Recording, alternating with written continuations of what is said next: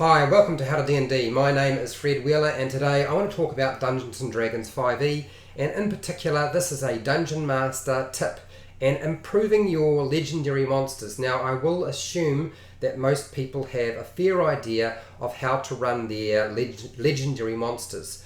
There's a raft of them, and the solution is not always to make your Tarrasque flying. It's not necessarily game over, because you can still shoot the balloon and then there's no flying Tarrasque and then the Tarrasque lands. So my suggestion to you is don't rely on just one factor for improving your legendary monsters. You do need to stick with the basics. So you need to understand how to use your monster and how the legendary monster works before you try to improve it. I would suggest working on getting it right first.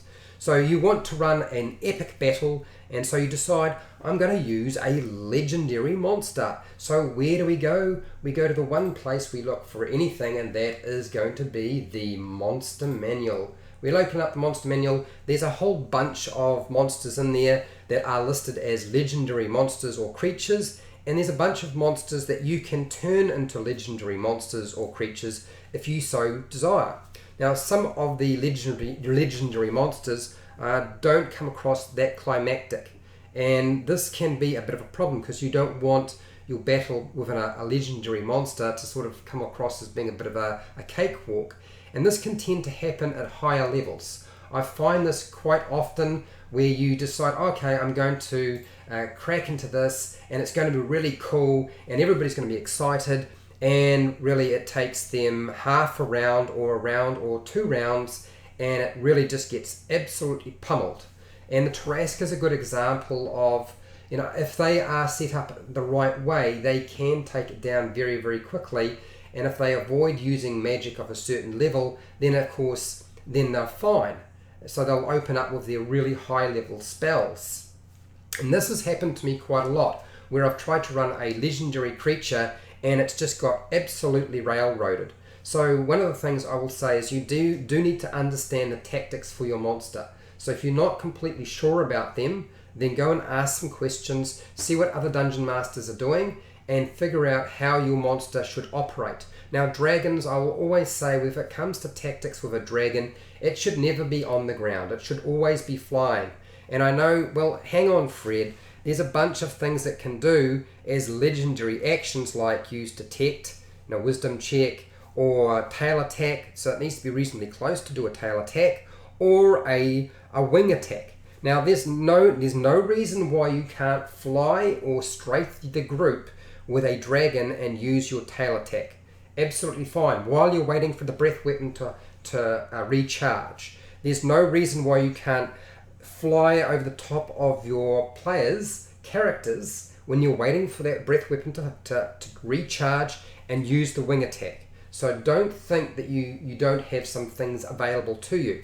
Now, what happens if you have a monster that is pretty much just a melee creature? It has no ranged attacks, and then of course you've decided, well, I don't want to stick into melee because it gets pummeled a lot. Well, there are ways of dealing with that. And one of the things you can do is you can add legendary actions that don't exist in the stat block to help make your monster survive. And one of those things I'm going to talk about very, very shortly. I don't want to get to it just yet. I want to save that for the end. But make sure you've got your tactics sorted out. And then start looking at the lair. The lair of your monster or creature is really important. Understand and study how they work. Pick the best ones and then jump back and forth between them. That's the best way you can actually maximize the effect.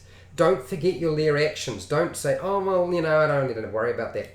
It's an initiative 20, guaranteed. It's always going to be initiative 20, okay? And make sure you don't forget that there are lairs that have regional effects. They do have an effect on the player's characters and NPCs as they are adventuring, so it's important to use those, so don't ignore them.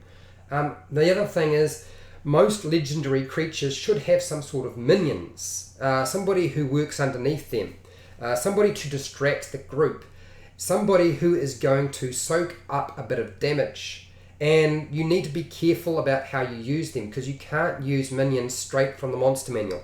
You will need to buff them up. Otherwise, they will not be able to hit the target. They're not going to be able to hit the player's characters because their armor class will be so high with all the magic items that might be dripping off them, or they've got plate armor or something like that, or they simply won't be able to do enough damage to have any kind of an effect.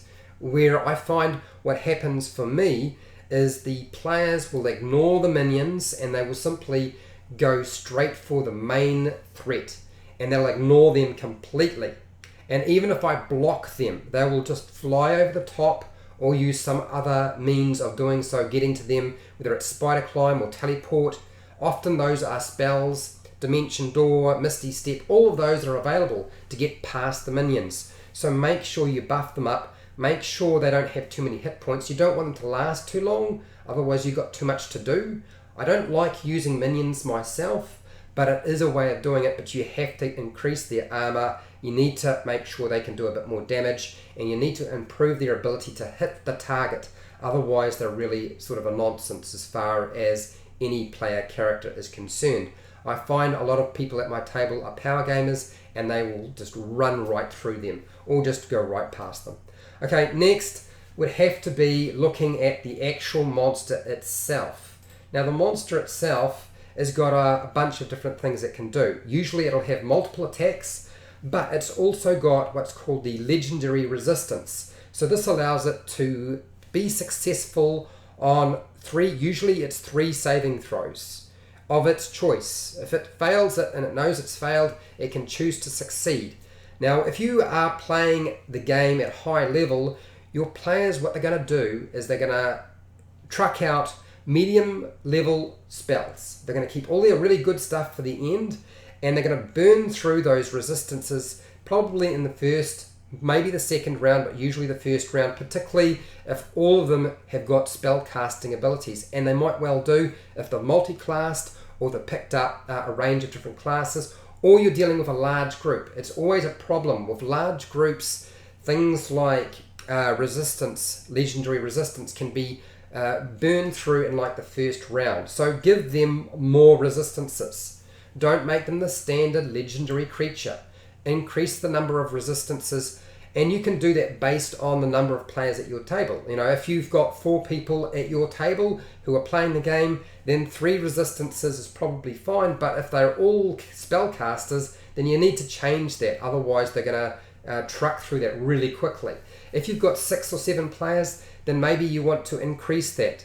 I would go with, if you've got 6 players, make sure it's got 5 legendary resistances. If you've got 7 players, give it 6 legendary resistances, and this will stop it from getting absolutely pummeled in the first or second round. Okay, following from that, I would go with looking at its legendary actions. Make sure you use them. Do not forget to use your legendary actions. It's really important to pick them up. Players will get a bit of surprise if you get a group of say 4 or 5 players, 3 legendary actions is pretty good.